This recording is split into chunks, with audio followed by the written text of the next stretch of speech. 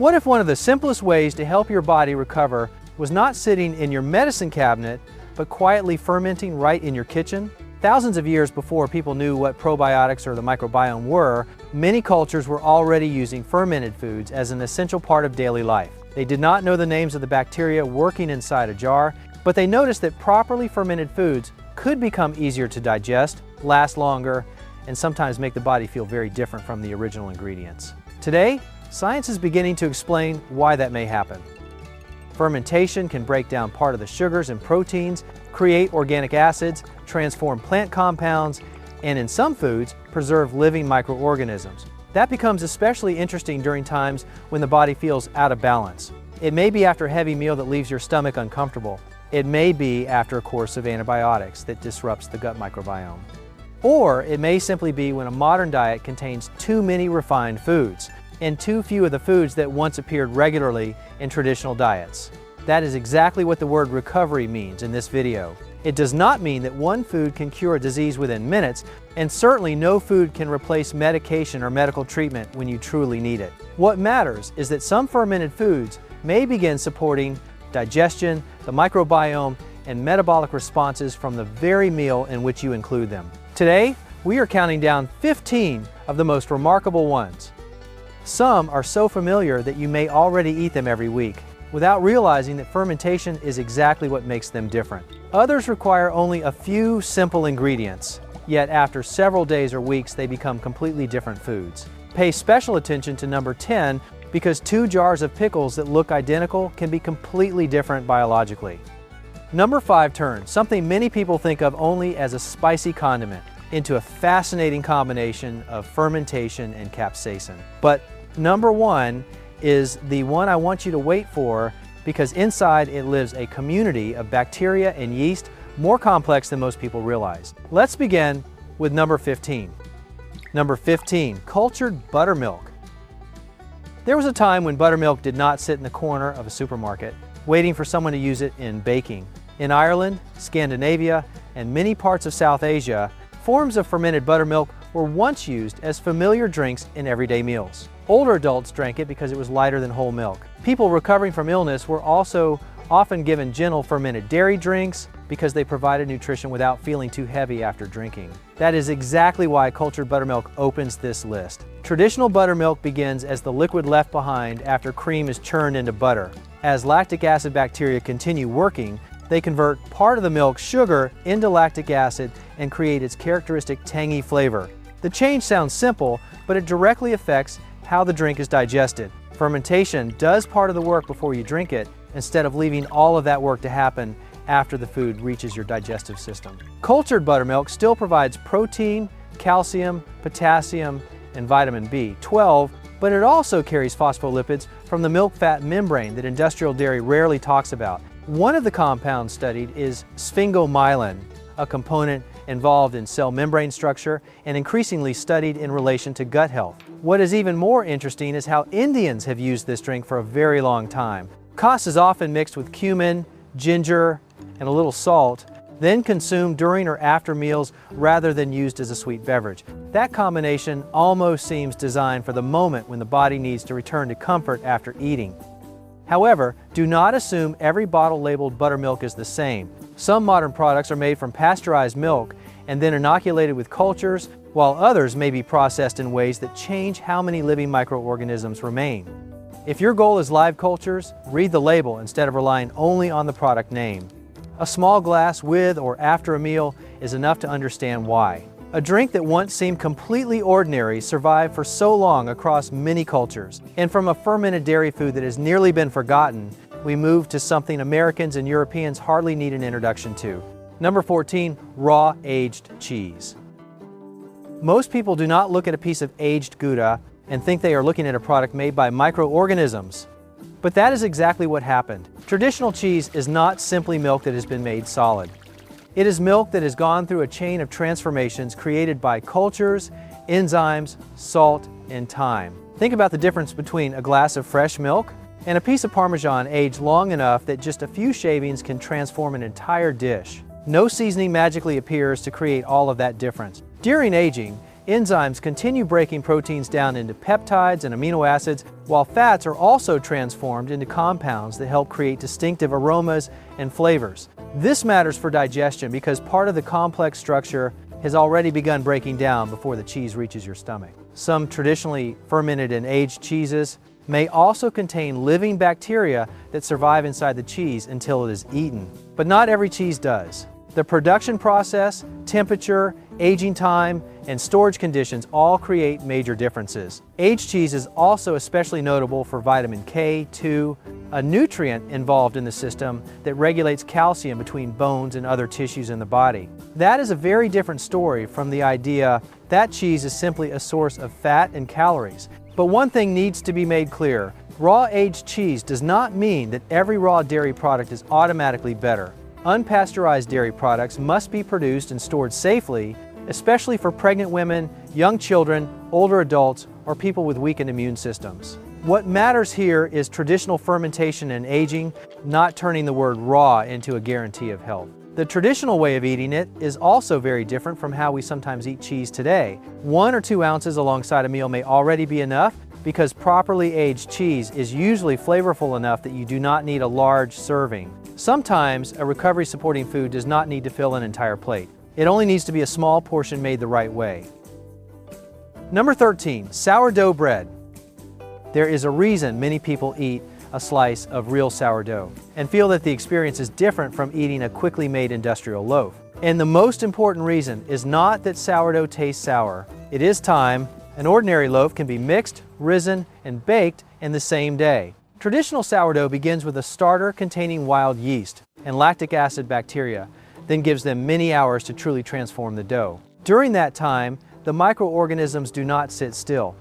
They consume some of the carbohydrates, create organic acids, and make the environment inside the dough increasingly different from when it was first mixed. Phytic acid in the grain can also be partially broken down. That matters because phytate can bind to iron, zinc, magnesium, and reduce access to some of those minerals. Long fermentation also affects some proteins in wheat flour. In simple terms, the starter has already begun processing the bread before your digestive system has to take over the rest of the job. That is why sourdough fits the theme of recovery better than many people realize. After the digestive system feels weighed down by meals high in refined foods, a slowly fermented bread at least represents a very different way of processing food. But do not make one common mistake. Sourdough is not a living probiotic once you take it out of the oven. The high baking temperature kills most of the microorganisms in the dough. The value of fermentation here lies in the work they completed beforehand. And do not assume that every loaf labeled sourdough has been fermented long enough. If a product is made quickly with commercial yeast and then given a sour flavor, you are getting a very different process from traditional sourdough. This is one of those cases where the name matters less than the time. Because sometimes what makes food easier to handle is not adding another ingredient, but simply refusing to rush. Number 12, yogurt. If there is one food on this list that almost everyone has eaten, yogurt is probably the clearest candidate, but that popularity creates a problem. We start treating everything labeled yogurt as the same food. A cup of plain yogurt with live cultures and a dessert cup loaded with added sugar can sit next to each other on the same shelf. Both carry the same name, but the body does not receive them in the same way. Traditional yogurt forms when Lactobacillus bulgaricus and Streptococcus thermophilus convert part of the lactose in milk into lactic acid. That acid changes the structure of milk proteins, creating the thickness and tangy flavor we immediately recognize. But the most important part for recovery lies behind that flavor. Fermentation has already broken down some of the lactose, so some people who struggle with ordinary milk may tolerate yogurt more easily. Living cultures are also why yogurt is often studied in the context of a disrupted gut microbiome, including after antibiotic use. That does not mean 1 cup of yogurt instantly restores the entire microbiome. The gut ecosystem is far more complicated than that. But bringing a fermented food with live cultures back into the diet is a completely different strategy from continuing to eat foods that are nearly sterile from a microbial standpoint. If you want yogurt to play that role, start with a simple choice. Plain yogurt with live and active cultures often makes more sense than a product loaded with sugar simply because the word probiotic is still printed on the package. Then add berries, nuts, or a little honey yourself if you want sweetness, In Greece and the Middle East, yogurt is also strained into labneh, creating a thicker, higher protein product often eaten with olive oil and herbs. That reminds us that yogurt was not born to become a dessert. It was once real food, and sometimes the best way to return a food to a body-supporting role is to remove the things the food industry added to it. Number 11, apple cider vinegar with the mother. Apple cider vinegar is one of the few foods that can be seriously studied and heavily over-marketed at the same time. Some people call it a detox. Some say it burns fat. Some drink it straight from a spoon every morning, as if the burning sensation itself proves that it is working. But the real story is far more interesting and much more specific. Apple cider vinegar is created in 2 stages. First, yeast converts sugars from apples into alcohol. Then, acetic acid bacteria convert that alcohol into acetic acid, the compound responsible for the strong sour taste and the center of most vinegar research. One of the most notable effects appears right after a meal. Some studies suggest that consuming a small amount of diluted vinegar with or before a carbohydrate-rich meal may reduce the rise in glucose afterward in some people. This is the type of effect that best fits the word instant in the title. You are not curing a disease within minutes. But the metabolic response to that particular meal may be different compared with eating the same amount of carbohydrate without acetic acid. The proposed mechanism involves slowing carbohydrate processing and influencing how quickly glucose appears in the bloodstream after eating. The mother is the cloudy or stringy material you see in some bottles. It forms during fermentation and is associated with the bacterial community involved in creating acetic acid. However, do not turn a possible benefit into a reason to drink vinegar straight. Its high acidity can damage tooth enamel and irritate the esophagus or stomach in sensitive people. A small amount diluted in water or used in a dressing is much more reasonable than turning vinegar into a health challenge.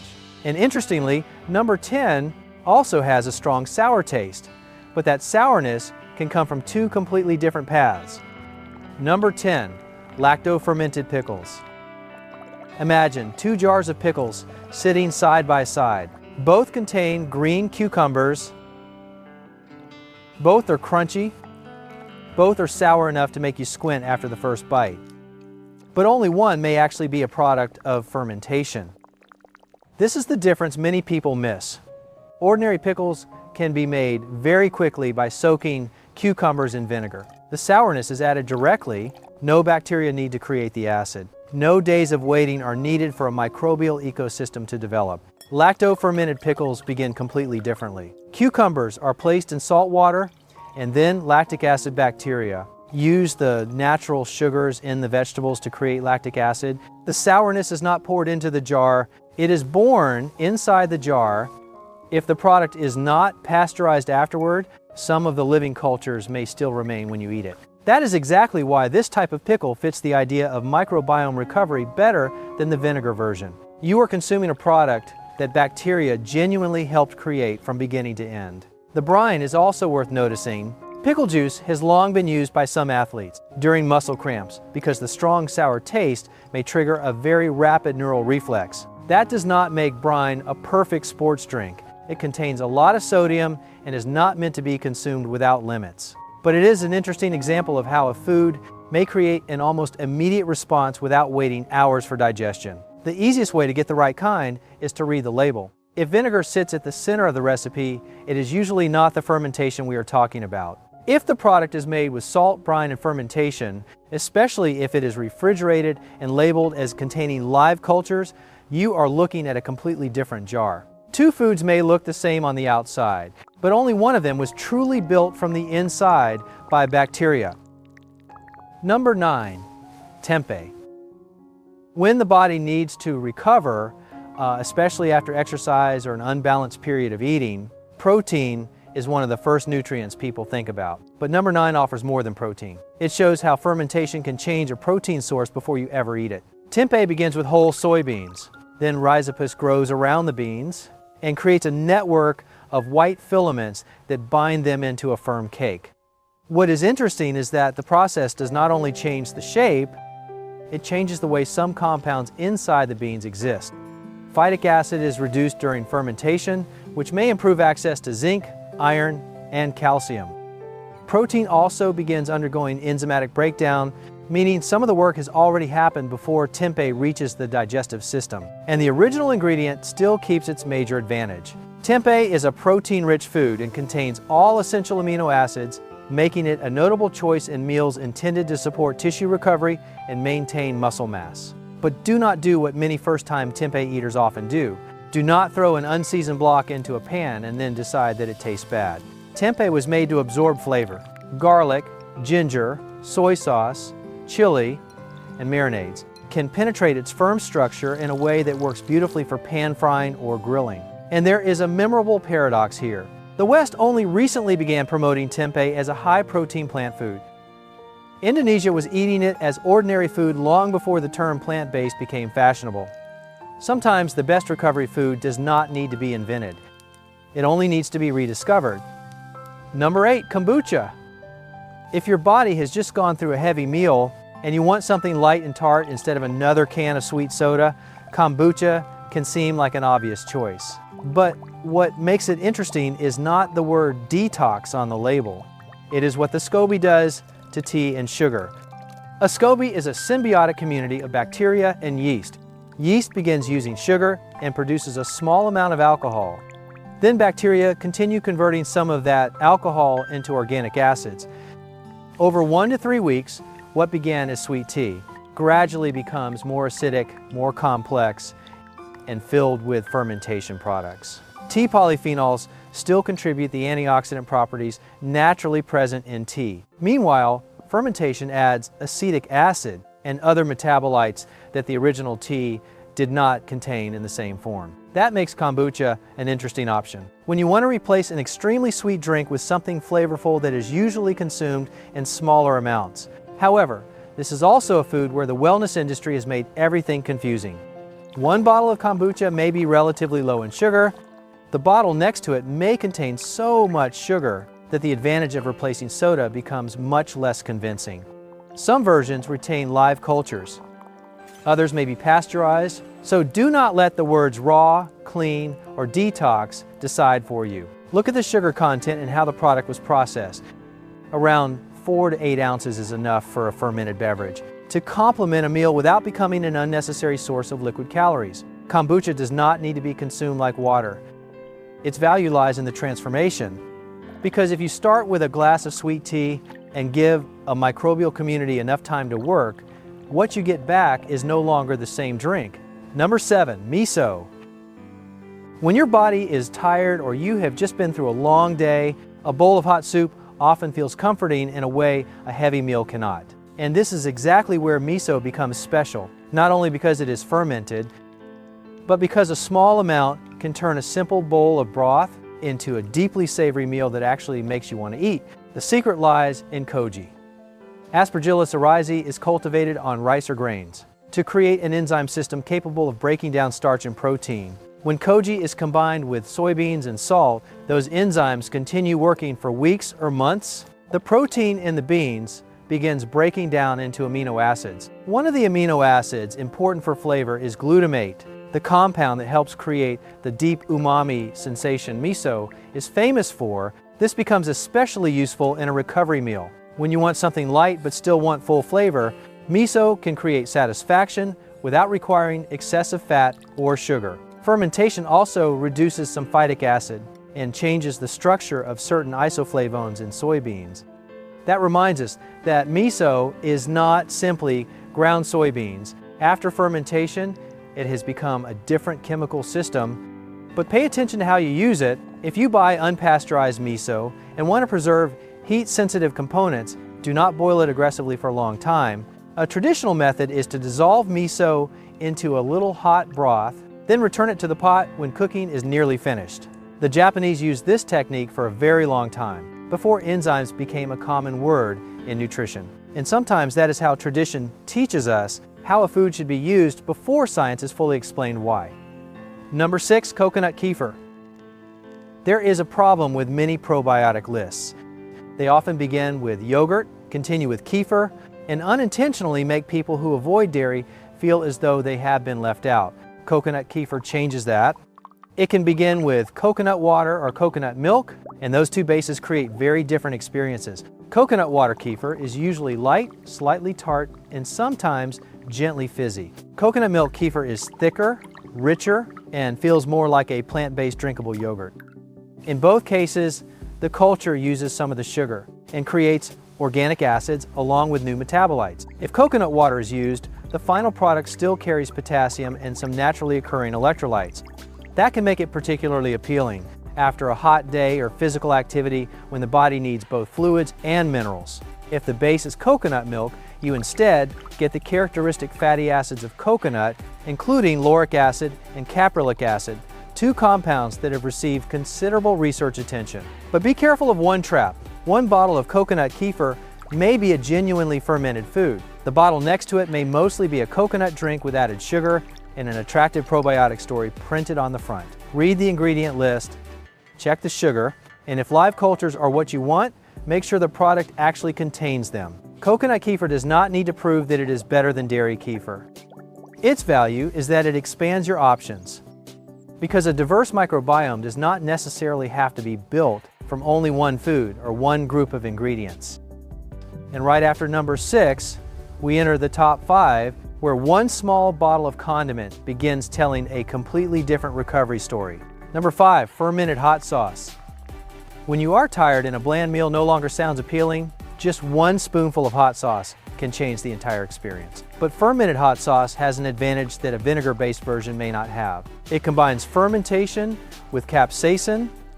Capsaicin is the compound that creates the heat of chili peppers and interacts with receptors related to heat perception in the body. That interaction is exactly why capsaicin has been studied in relation to thermogenesis, appetite signaling, and energy expenditure. In other words, the heat you notice immediately does not exist only on your tongue, but begins with the activation of a real receptor system. Now add fermentation to the equation.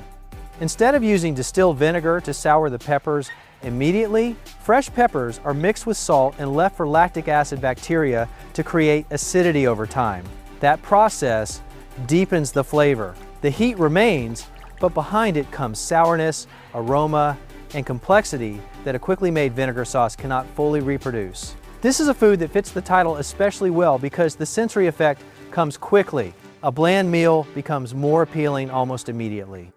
Capsaicin activates receptors nearly as soon as you eat it, and only a small amount is enough to create a clear experience. But more is not better. If you have reflux, a sensitive stomach, or simply do not tolerate spicy food, there is no reason to force your body just because a capsaicin study sounds interesting. The best way to use it still resembles the way many cultures have done for generations. A small spoonful on eggs, tacos, rice, or stew. Fermented hot sauce does not need to become the main course. It only needs to appear in the right place to transform the entire meal. Number 4, fermented garlic and honey. There is a reason garlic and honey repeatedly appear in traditional remedies across cultures that are very far apart. Both contain biologically interesting compounds, but when they are placed together in a jar and given enough time, they begin changing in flavor, texture, and chemical environment. Garlic contains powerful sulfur compounds that form when a clove is cut, crushed, or damaged. Allicin is the most famous name in this group, and part of the reason garlic has been widely studied for antimicrobial activity. Honey exists in a completely different environment. It is rich in sugar, low in moisture, and contains many plant compounds depending on the flowers it came from. When peeled garlic cloves are submerged in raw honey, moisture from the garlic gradually thins the honey and slow fermentation may begin. Over several weeks, the garlic becomes milder. The honey develops a deeper flavor, and something that was initially too sharp to eat in large amounts becomes a preparation that is much easier to use.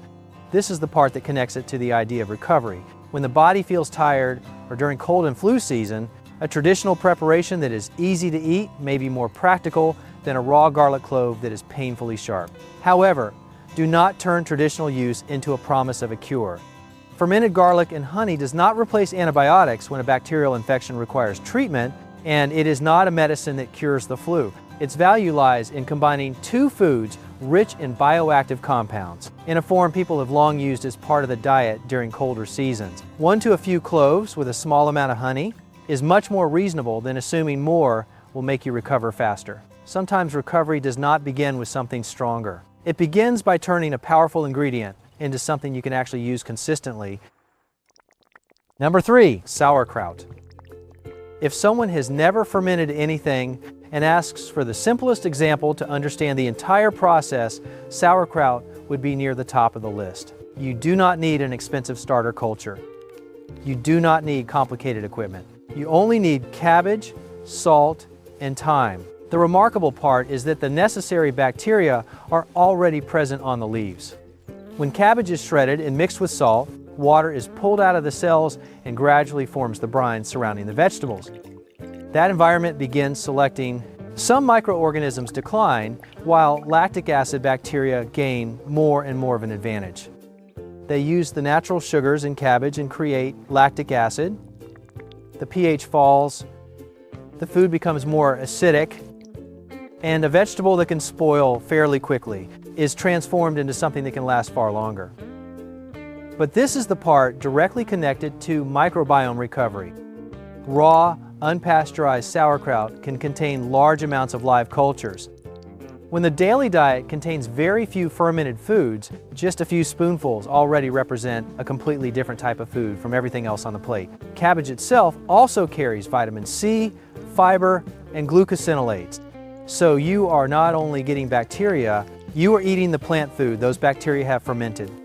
A well-known Stanford study on diets rich in fermented foods reported an increase in microbiome diversity in the group eating more fermented foods. That does not mean sauerkraut alone created the entire result, but it helps explain why bringing a variety of fermented foods into the diet is receiving much more attention than simply buying a probiotic pill.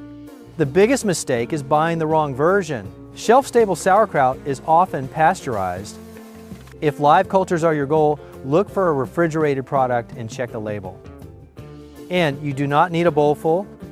2 to 4 tablespoons with a meal are enough to create a strong sour flavor and add a living food to the plate. Few ingredients, a small portion, but the process behind it is anything but small.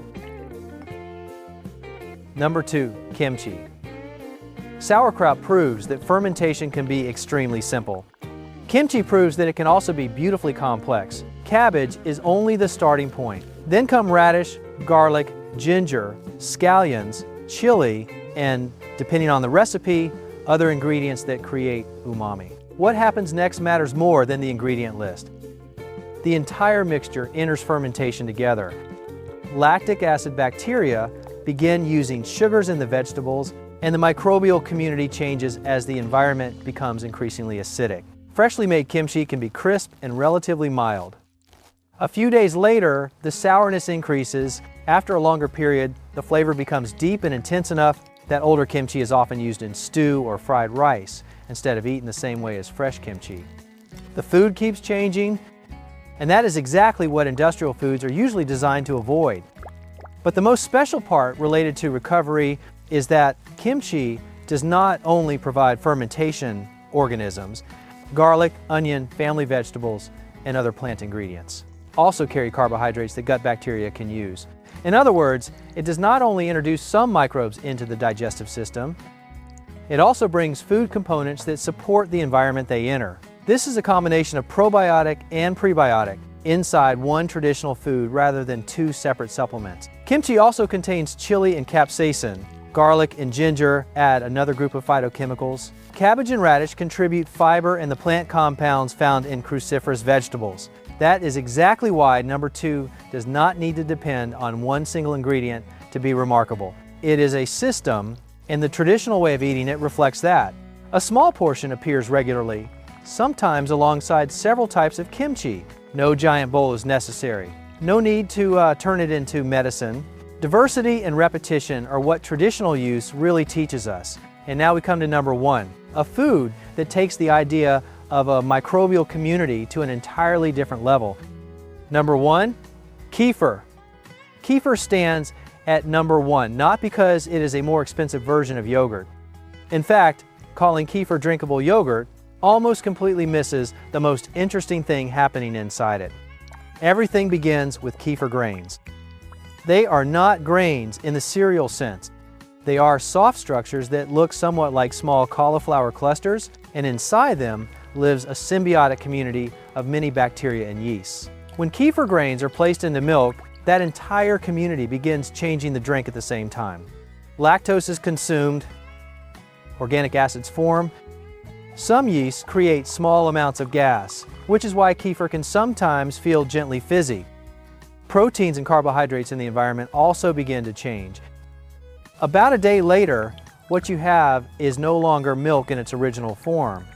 This is why kefir is especially relevant when talking about digestive recovery. Fermentation has already broken down part of the lactose before you ever drink it. So some people who struggle with milk may tolerate kefir better, although this is not true for everyone. But the story does not stop with lactose. Kefir grains can contain a highly diverse microbial community, including both bacteria and yeasts, rather than only a few starter strains. The original script even described dozens of microorganisms in some kefir cultures, a level of complexity very different from many commercial yogurts that use a smaller number of cultures. That is exactly what makes a glass of kefir interesting. After periods when digestion feels disturbed, you are not simply drinking milk that has become sour. You are drinking the result of an entire microbial ecosystem working on that ingredient. And there is one historical detail that makes kefir even more fascinating. In communities of the Caucasus, kefir grains were maintained continuously across generations. People strained out the kefir but kept the grains, then they added fresh milk, and the process began again. One batch of culture created the next, without needing to be purchased again every time. It is almost like a miniature ecosystem living in the kitchen. Humans only provide the ingredient and the conditions. The microorganisms perform the transformation, and time completes the rest of the work. One glass of kefir cannot heal the entire body in a single day. But if the title of this video forces us to choose one food that most clearly demonstrates how fermentation can begin changing a food before it reaches digestion, then kefir deserves the #1 position. Because before you take the first sip, an entire microbial community has already spent hours doing part of the work for you. After everything we have covered, perhaps the most important thing to remember is not the idea of a superfood. What matters is that the body does not read the marketing words printed on a package.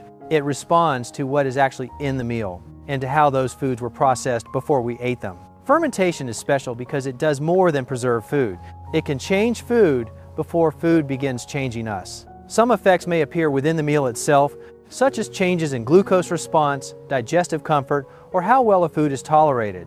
Larger changes in the microbiome require time, diversity, and an overall healthy diet rather than one single jar. So do not try to eat all 15 foods at once. Choose one or two that fit your body and your way of eating, then use them as real foods rather than treating them like miracle medicine. And most importantly, pay attention to quality. Fermented does not automatically mean probiotic. Sour does not automatically mean fermented. And a product with live cultures can still contain too much sugar or sodium if you do not read the label. The modern world is constantly searching for a new product to help us recover faster. But sometimes, part of the answer lies in methods humans have been using since long before science knew how to name the microorganisms involved. If you enjoy content that explores the science behind traditional foods, subscribe to the channel and turn on notifications so you do not miss the next video. See you in the next one.